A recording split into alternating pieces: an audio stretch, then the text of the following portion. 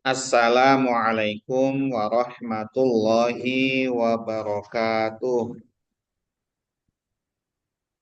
Waalaikumsalam Waalaikumsalam warahmatullahi warahmatullahi wabarakatuh. wabarakatuh. Bismillahirrahmanirrahim. Alhamdulillahirabbil alamin wa bihi nasta'in ala umuri dunya waddin. Wassalatu wassalamu ala asyrafil anbiya wal mursalin sayyidina wa maulana Muhammadin wa ala alihi wa ashabihi ajma'in wa la hawla wa la quwwata illa billahil aliyyil azim. Subhanaka la ilma lana illa ma 'allamtana innaka antal alimul hakim. Allahumma anfa'na bima 'allamtana wa 'allimna ma yanfa'una wa zidna ilman nafi'a. Amin ya rabbal alamin. Bapak Ibu hadirin wal hadirat rahimakumullah. Alhamdulillah puji syukur kita panjatkan kehadirat Allah Subhanahu wa taala atas segala karunia nikmatnya. Sholawat dan salam semoga senantiasa terlimpahkan kepada junjungan kita Nabi besar Muhammad Sallallahu Alaihi Wasallam, kepada keluarganya, sahabat-sahabatnya, dan pengikutnya yang senantiasa mengikuti sunnah-sunnahnya sampai hari kiamat. Semoga kita, keluarga kita, anak keturunan kita tergolong umatnya Nabi Muhammad Sallallahu Alaihi Wasallam yang nantinya akan mendapatkan syafaat dari beliau di hari kiamat. Amin ya rabbal alamin. Bapak Ibu hadirin wal hadirat rahimakumullah. Alhamdulillah malam hari ini kita diperkenankan oleh Allah Subhanahu wa taala untuk melanjutkan kajian Al-Qur'an perkata.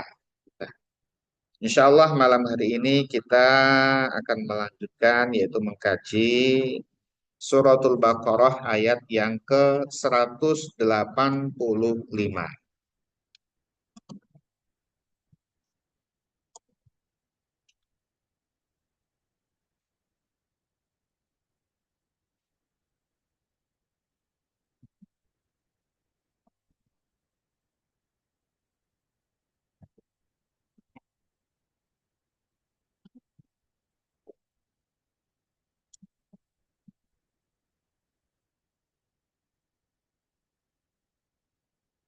Qala Allah Ta'ala fi kitabihil karim wa huwa asdaqul qailin. A'udzu billahi minasyaitonir rajim. Bismillahirrahmanirrahim. شهر رمضان الذي أنزل فيه القرآن هدى للناس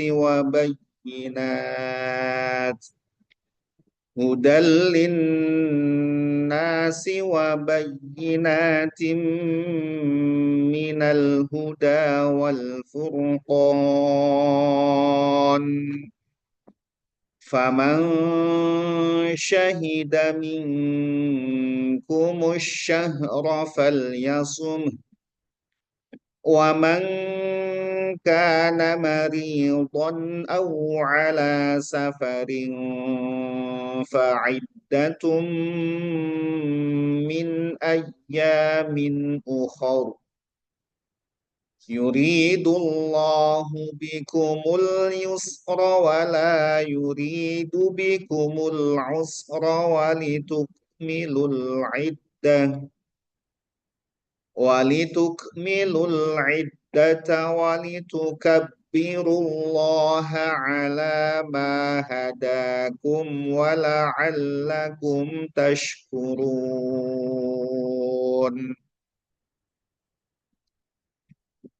وَإِذَا سَأَلَكَ عِبَادِي عَنِّي فَإِنِّي قَرِيبٌ أُجِيبُ دَعْوَةَ الدَّاعِ إِذَا دَعَانِ فَلْيَسْتَجِيبُوا لِي فَلْيَسْتَجِيبُوا لِي وَلْيُؤْمِنُوا بِي لَعَلَّهُمْ يَرْشُدُونَ.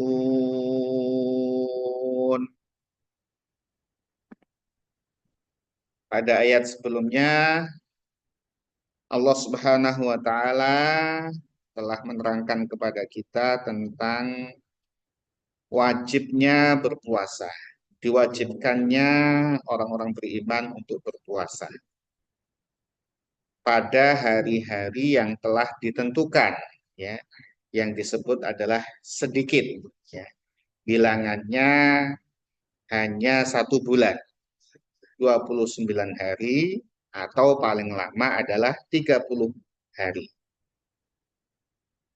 Kemudian juga diterangkan, ya, tentang rukhsah bagi mereka yang sakit atau sedang dalam perjalanan, maka boleh tidak berpuasa, tentu syarat dan ketentuan berlaku, kemudian diganti pada hari yang lainnya. Demikian pula keringanan bagi orang-orang yang merasa berat dengan puasa sebab sakit yang eh, tidak sembuh-sembuh, atau usia yang sangat tua, ya, sehingga terasa sangat berat berpuasa, maka bagi mereka membayar fidyah.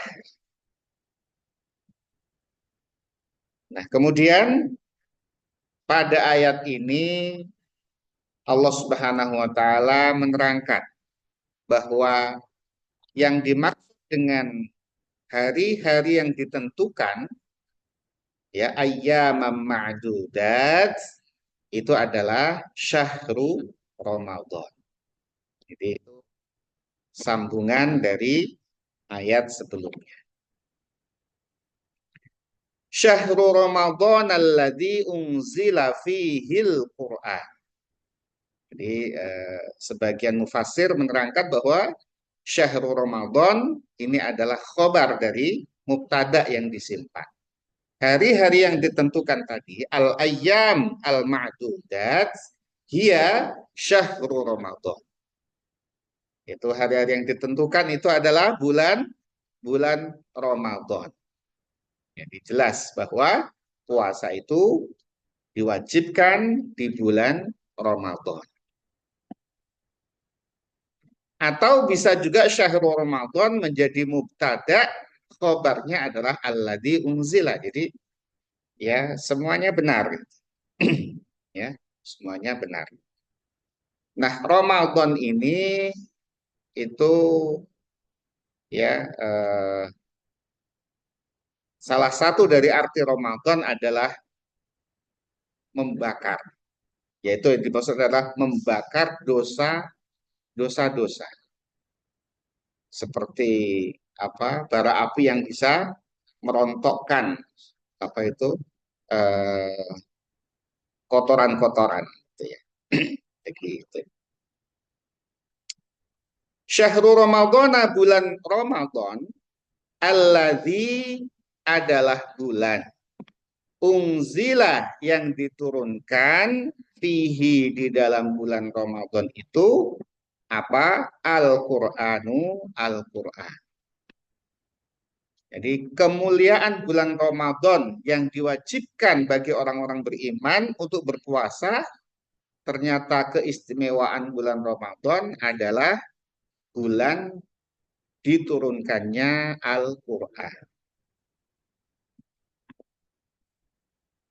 Nah, ini kemudian ada dua pendapat para ulama di antara penafsiran ayat ini, bahwa Al-Quran itu diturunkan pada bulan Ramadan satu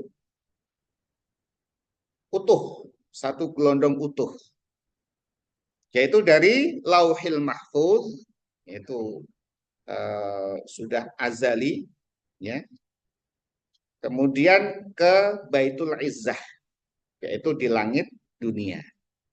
Diturunkan utuh dari Lauhil Mahfuz ke Baitul Izzah di langit dunia.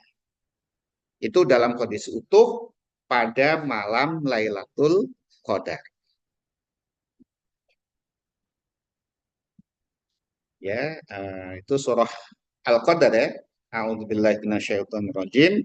Inna anzalnahu fi lailatul qadar.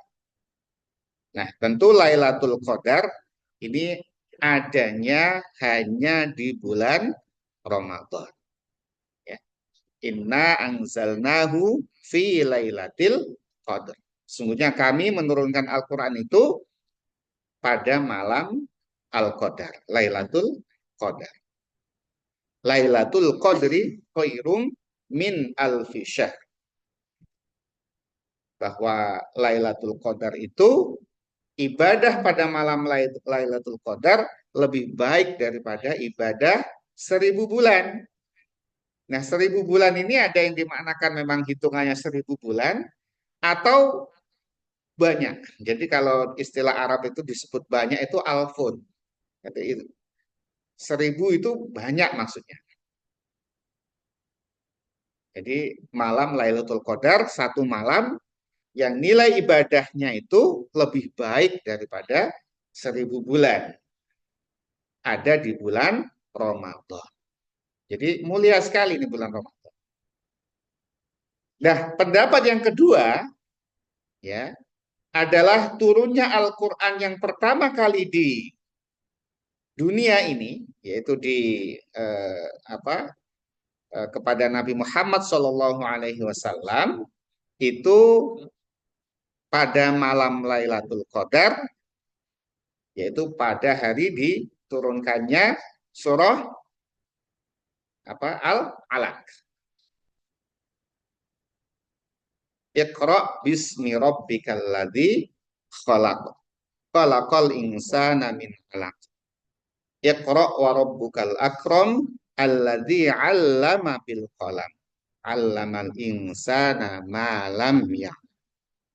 Yaitu ayat tersebut turun pertama kali ya kepada Nabi Muhammad SAW di Gua Hira yang dibawa oleh malaikat Jibril pada malam Lailatul Qadar.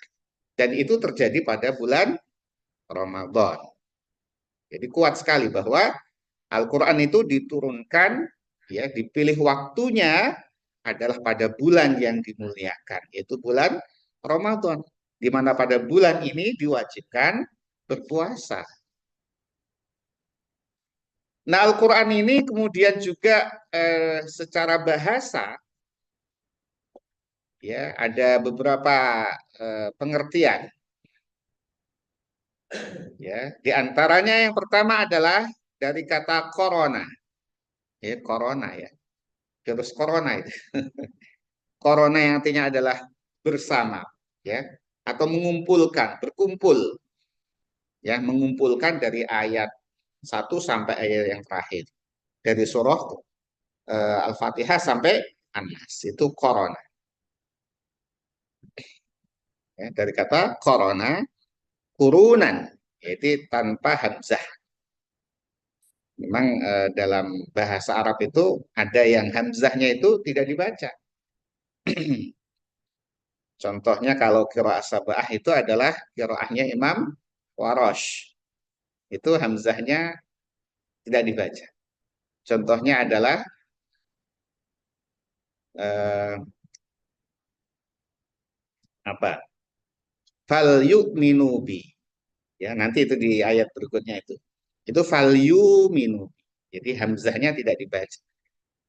Nah, yang kedua adalah hamzahnya dibaca. Tadi kalau tidak dibaca tadi dari kata corona, kalau hamzahnya dibaca dari kata qoro'a. Yaqra'u qira'atan Qur'anan. Jadi masdar Qur'an ini. Qur'an ini masdar. Masdar. Qara'a yaqra'u Qur'an. Artinya adalah bacaan. Nah, secara istilah Al-Qur'an itu adalah kalamullah al-munazzalu ala nabiyina Muhammadin sallallahu alaihi wasallam biwasitati Jibril al-mu'jiz al-muta'abbadu bitilawati. Ya, salah satu pengertian Al-Quran adalah kalamullah yang diturunkan kepada Nabi Muhammad SAW melalui perantaraan malaikat Jibril yang berupa mukjizat. Al-Quran itu adalah mukjizat, kemudian membacanya dihitung sebagai ibadah. Itu Al-Quran. Kalau membaca selain Al-Quran, itu belum tentu ibadah. Tapi kalau membaca Al-Quran, jelas itu bernilai ibadah. Baca satu huruf Al-Quran, mendapatkan 10 kebaikan. Man qara'a harfan minal Qur'an falahu hasanatun wal hasanatu bi asyri amsalih. Barang saya membaca satu huruf dalam Al-Qur'an akan mendapatkan satu kebaikan, dan satu kebaikan itu semisal 10 kebaikan. 10 kebaikan. La aqra'u alif lam mim harfan walakin alifun harfun walamun harfun wa mimun harfun. Tidaklah ya aku membaca alif lam mim itu satu huruf, tapi alif satu huruf, lam satu huruf, mim satu. Ya. Itu kalau dikalikan banyak. Bismillahirrahmanirrahim 19 huruf. 19 kebaikan kalikan 10. Ya. Itu membaca Al-Qur'an. Tidak ada yang sia-sia baca Al-Qur'an. Makin banyak, makin makin baik. Makin dapat kebaikan yang banyak sekali. Al-Quran juga merupakan mukjizat. Ya, kenapa disebut sebagai mukjizat? Karena Al-Quran itu ya sastranya sangat tinggi sekali. Turun pada masa di mana orang-orang itu mendewa-dewakan atau menganggap bahwa sastra itu adalah kemampuan tertinggi. Jadi mereka yang bisa syair pada zaman itu adalah mereka yang punya kedudukan yang tinggi, bersyair. Nah, kemudian dengan Al-Quran ini maka kemampuan-kemampuan mereka itu kalah semuanya. Selain sastranya sangat tinggi, juga kandungannya ini yang penting. Kandungannya ini ya mencakup seluruh hukum-hukum, mencakup akidah, ya, mencakup syariat, sejarah, semuanya. Ini Al-Quran. Ya. Dan mukjizat ini ya untuk mengalahkan kemampuan manusia pada zamannya berlaku sampai hari kiamat. Ini mukjizatnya Al-Quran. Kalau mukjizatnya selain Al-Quran, mukjizat para nabi, para utusan itu diangkat oleh Allah Subhanahu wa taala seiring dengan wafatnya nabi dan utusan itu. Nabi Musa punya tongkat. Tongkatnya menjadi mukjizat, bisa berubah menjadi ular dan bisa belah lautan dengan izin Allah Subhanahu wa taala. Nah, tongkatnya Nabi Musa itu ada, tapi sudah tidak bisa digunakan lagi untuk sebagai mukjizat. Ya, karena Nabi Musa diangkat Allah, diwafatkan oleh Allah Subhanahu wa taala, mukjizatnya juga diangkat oleh Allah Subhanahu wa taala. Semua nabi dan utusan kalau mukjizatnya diangkat oleh Allah Subhanahu wa taala. Tapi Al-Qur'an mukjizatnya masih sampai kiamat. Karena ini sifatnya tantangannya masih terbuka. Masih terbuka. Wa in kuntum fi raibim mimma nazzalna ala abdina fa'tu bi suratim mim. Tantangannya masih terbuka ini. Ya, sekiranya kalian ragu pada apa yang kami turunkan kepada hambaku yang berupa Al-Quran ini, maka faktu bisurah. Buatlah kalian itu adalah satu surah saja. Semisal satu surah saja. Tidak usah 2 surat, 3 surat, satu surah. Pilih di antara surah-surah Al-Quran itu yang coba kalian tandingi. Satu surah, pilih. Dari Al-Baqarah sampai An-Nas. Yang terpendek silakan. Ya, surah Al-Asr misalkan. Atau surah Al-Kautsar, 3 ayat saja itu. Silakan kalau kalian mampu untuk membandinginya, menandinginya. Bahkan tantangan terbuka ini bukan hanya personal, tapi silahkan kalian kerahkan semua kemampuan. Ajak siapa saja yang kalian bisa ajak. Bersatulah kalian manusia dan jin semuanya. Itu tantangan terbuka. Artinya apa? Kalau tidak mampu berarti tidak bisa menandingi Al-Quran. Ini mukjizat. Jadi tidak sembarangan ya Al-Quran ya. Mukjizatnya sampai hari kiamat. Tidak ada yang sanggup menandingi Al-Quran. Jadi kalau kita menganggap Al-Quran biasa saja, nah berarti tidak sesuai nih. Ya, Al-Quran ini adalah mukjizat. Ya buktinya itu tadi. Tantangan terbuka sampai hari kiamat. Dan tidak ada yang bisa ya. Ada yang coba itu ya pada zaman dulu setelah Nabi wafat itu coba membuat-buat gitu ya. Tapi jauh sekali. Ya, tenggelam mereka itu. Bahkan disebut sebagai Al-Kadzab. Justru malah dijuluki Al-Kadzab. Pendusta itu Musailama Al-Kadzab. Mencoba menandingi Al-Quran itu ya jauh sekali.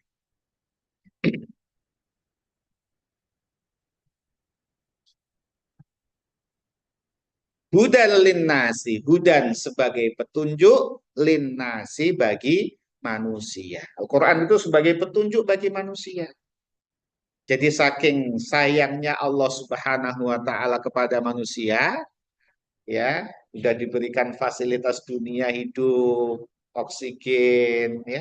Kalau dirinci nikmatnya Allah itu nggak mampu kita itu menguraikan banyak sekali itu. Ya, semua untuk manusia ini, ya. Hewan-hewan, tumbuhan semua untuk manusia, ya. Kemudian supaya selamat manusia itu diberikan petunjuk Al-Qur'an. Ini kan saking sayangnya Allah Subhanahu wa taala kepada manusia. Hudal linnasi. Sebagai petunjuk bagi manusia supaya jalannya terarah. Kalau kita tidak tahu jalan, kita kan butuh petunjuk. Bisa pakai Google Map atau bertanya sehingga dapat petunjuk. Jelas gitu kalau pakai Google Map sana kemari itu jelas. Kalau enggak, kita enggak tahu, bisa nyasar kemana-mana. Supaya manusia tidak nyasar kemana-mana, ya pada jalan yang lurus, pada jalan yang benar, maka peganglah Al-Quran ini. Jelas ini pesannya ya, jelas sekali. Wabayinatin dan penjelasan-penjelasan minal huda mengenai petunjuk itu. Ya, jadi Al-Quran ini ya itu ada ayat-ayat yang jelas, ya, yang jelas sekali yang kalau difahami itu jelas. Tapi ada ayat-ayat yang tidak jelas. Tidak jelas itu sulit memahami. Bahkan ada beberapa ayat yang hanya Allah Subhanahu wa taala yang tahu maksudnya. Itu disebut sebagai ayat mutasyabihat. Tapi yang pokok itu adalah ayat-ayat yang jelas. Yang pokok itu artinya adalah sebagian besar ayat-ayat Al-Qur'an adalah uh, muhkamat, ya. Itu di surah Ali Imran itu Walladzi anzala 'alaikal kitaba minhu ayatun muhkamatun hunna ummul kitabi wa ukharu mutasyabihat. Jadi hunna ummul kitab, ayat-ayat yang jelas-jelas tadi itu adalah sebagian besar dari Al-Qur'an dan selainnya itu adalah mutasyabihat. Contohnya misalkan alif lam mim tosin gitu ya. Yang begitu-begitu itu nggak bisa ditafsiri itu ya.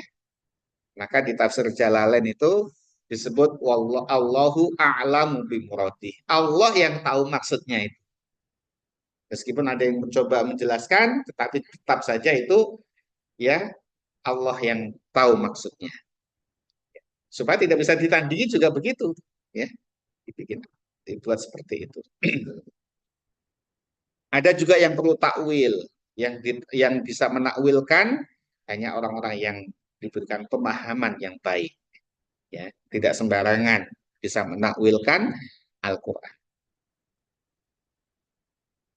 Misalkan yatullah, yatullah itu secara arti adalah tangan Allah. Itu nggak bisa kemudian tangan seperti kita. Nah, itu ada ilmunya sendiri. Tapi sebagian besar Al-Quran adalah ayat-ayat yang jelas, ya, yang bisa menjadi petunjuk. Wal furqan, dan sebagai pembeda antara yang hak dan yang batil. Dengan Al-Quran kita akan tahu mana yang benar dan mana yang salah. Karena sebagai petunjuk tadi. Faman syahida, faman barang siapa. Ya, oleh karena itu barang siapa syahida yang hadir, yang menyaksikan minkum dari kalian semua, asyahra pada bulan itu, fal yasubbu, maka hendaklah dia berpuasa. Jadi siapa yang hadir yang masih hidup, ya, yang masih hidup tentu yang akil balik, ya, yang bermukim, ya, tidak ada halangan, kemudian dia berada pada bulan Ramadan itu atau diberitahu bahwa bulan Ramadan itu sudah masuk, maka hendaklah dia berpuasa. Ya. Famang syahida minkum syahra fal yasun, maka hendaklah dia berpuasa. Nah, kemudian dijelaskan di ayat di apa di keterangan berikutnya ini supaya kemudian famang syahida ini itu lebih dikhususkan, ya, tidak semuanya. Kalau anak-anak kan tidak berpuasa, ya. Jadi anak-anak yang kecil itu masuk di bulan Ramadan tidak wajib puasa, ya. Maksudnya adalah tadi itu yang balik berakal, kemudian tidak dalam kondisi safar, tidak sakit, tidak berat, maka ya dia berpuasa, hendaklah dia berpuasa. Waman, dan barang siapa karena yang dia itu maridon, sakit, ya, dia hadir, dia ada, dia menyaksikan, ya, dia tahu ini masuk bulan Ramadan tapi sakit, atau ala safarin, dalam perjalanan. Dia hadir, tapi itu tadi sakit atau dia dalam perjalanan, ya, dia menyaksikan bulan Ramadan tapi sakit atau dalam perjalanan, kemudian dia tidak berpuasa, ya, fa'iddatun, maka wajib baginya mengganti atau menghitung sebanyak hari, ya, untuk diganti min ayyamin, pada hari-hari ukhara yang lain. Jadi dihitung selama berapa hari dia tidak berpuasa, sebab sakit atau sebab safar, ya, dihitung 3 hari, 4 hari, nanti diganti pada hari selain bulan Ramadan. Jadi genap 1 bulan. Kalaupun tidak genap di bulan Ramadan, diganti di bulan yang lain, itu nanti genap 1 bulan. Kalau nggak genap, berarti masih hutang. Dan mengganti di bulan yang lain tentu tidak dari 1 bulan. Gitu. Yuridullahu, Allah menghendaki bikum, bagi kalian, al yusra, yaitu adalah kemudahan. Wala yuridu, wala, dan tidak yuridu, Allah menghendaki bikum, bagi kalian, al usra, itu adalah kesukaran. Allah menghendaki kemudahan bagi kalian, kemudahan dalam melaksanakan ibadah puasa. Dan Allah tidak menghendaki kesukaran bagi kalian dalam menjalankan ibadah puasa ini. Artinya apa? Sakit, safar, boleh tidak berpuasa. Boleh diganti pada hari yang lain. Dan ketika hari yang lain mau mengganti puasa, kemudian sakit atau safar, ya ganti lagi pada hari yang lain. Jadi Allah tidak kemudian gini, puasa Ramadan wajib, mau sakit, mau safar, mau apa, harus puasa. Nggak ada diganti yang lain. Tidak begitu. Tidak ada apa? Tidak saklek begitu, ya. Kalau Allah tidak menghendaki kemudahan, kan nggak ada pilihan. Mau sakit, mau berat, ya, mau apa saja kondisinya, harus puasa. Kalau enggak disiksa misalkan gitu ya. Enggak ada alternatif lainnya. Itu tidak. Allah selalu menghendaki kemudahan bagi hambanya untuk melaksanakan ibadah. Tidak hanya puasa, Bapak Ibu sekalian. Semuanya, gitu ya. Semua ibadah kepada Allah Subhanahu wa taala ini Allah menghendaki kemudahan bagi hambanya. Loh, kenapa harus diwajibkan? Nah, itu maslahat bagi hambanya. Sebenarnya puasa, sholat itu maslahat bagi hambanya. Ya. Tetapi dalam menjalankannya ada kemudahan-kemudahan. Di antaranya misalkan ketika sholat tidak mampu berdiri bisa duduk. Tidak mampu duduk bisa berbaring. Begitu. Itu kemudahan bagi Allah. Itu yang dimanakan Allah menghendaki kemudahan bagi kalian dan tidak menghendaki kesukaran bagi kalian. Walitukmilul iddata, dan hendaklah kalian mencukupkan atau menyempurnakan bilangannya, bilangan puasa. Kalau kurang berapa hari disempurnakan di hari yang lain. Digenapkan 30 hari, satu bulan. Walitukabbiru, dan hendaklah kalian mengagungkan Allah alama atas petunjuknya hadakum yang Allah berikan kepada kalian wala'allakum agar kalian tashkuruna tergolong hamba yang bersyukur. Kalian menjadi orang yang bersyukur, mensyukuri atas hidayah petunjuk Allah Subhanahu wa taala, ya, kemudian diizinkan untuk menjalankan ibadah puasa dengan sempurna. Wallahu a'lam bishawab. Karena sudah Isya, maka kita cukupkan kajian kita ya sampai di sini.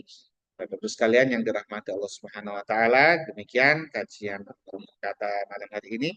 Semoga Allah senantiasa memberikan keselamatan bagi kita, memberikan rezeki yang halal berkah, berkat ilmu yang bermanfaat di dunia dan akhirat. Amin ya rabbal alamin. Mari kita tutup kajian kita dengan membaca doa kafaratul majlis. Bismillahirrahmanirrahim. Subhanakallahumma wa bihamdika asyhadu an la ilaha illa anta astaghfiruka wa atubu ilaik. Wassalamualaikum warahmatullahi wabarakatuh. Waalaikumsalam Waalaikumsalam warahmatullahi warahmatullahi wabarakatuh. wabarakatuh. Terima kasih Ustaz.